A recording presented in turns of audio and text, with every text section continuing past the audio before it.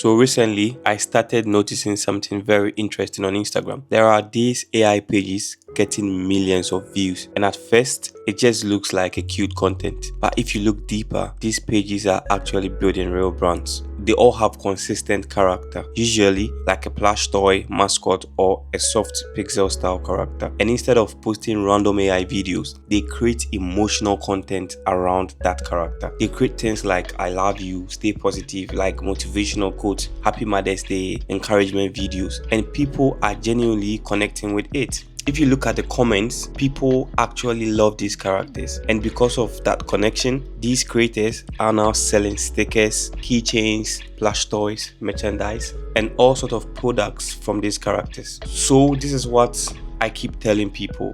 If you want to make money or long-term money with AI content, you can't just post random videos every day. You need to think bigger. You need to think like a brand owner. Now, obviously, not every page has to be emotional like this, but the important thing is they have identity. People recognize the character immediately, and that's what helps build a real audience. Even pages like Monster Library do this very well. Their characters are simple but instantly recognizable, and every post feels connected to the same world and same emotions. That consistency is what builds loyal viewers. So, let me show you how you can actually start doing this yourself using mostly free AI tools.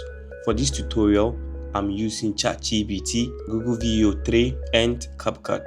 The first thing I did was to open ChatGPT. Now, honestly, the most important part of this entire process is the character, because this is potentially the face of your future brand. So don't rush this step. You want something memorable, something people will identify easily, and something people can connect with emotionally. So I use this prompt here.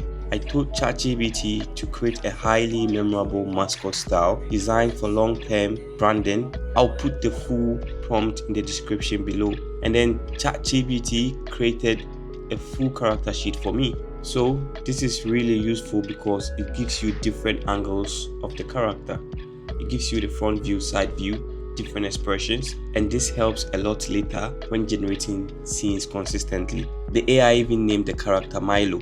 Now obviously, you can customize this however you want. Different colors, different personalities, different style. For example, I decided to change mine to blue, and this is the cool part of AI now. You can literally keep refining your character until it feels right. Now, once I had my character, the next thing I wanted to do was to create a story. And one of the easiest way to learn storytelling is by studying pages that are already doing well. So I went back to the Instagram pages. I found a simple story with good engagement, and I screenshotted each scene. The story had only 4 scenes, which makes it perfect for beginners. Then I went back to ChatGPT and I asked it to recreate those scenes, but using my own character instead. So instead of copying the original character, I'm basically using it as an inspiration and rebuilding it with my own mascot style.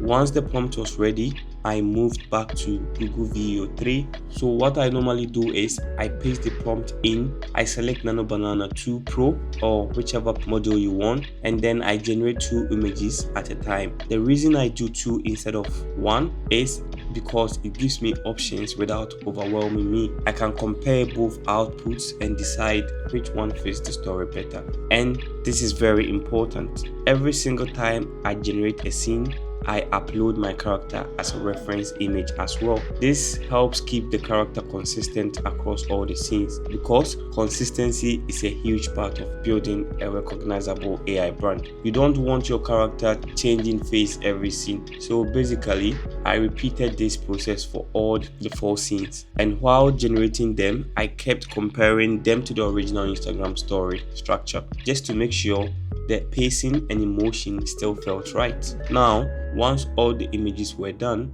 the next step was animation. So before animating, I actually went back to ChatGPT again and I asked it to generate animation prompts for every scene. And this is actually useful because ChatGPT already understands the story progression from the images, so it knows how the movement should feel. Then inside Google Veo 3, I checked on the three lines. I selected animate and uploaded the image. For the settings, I used frames.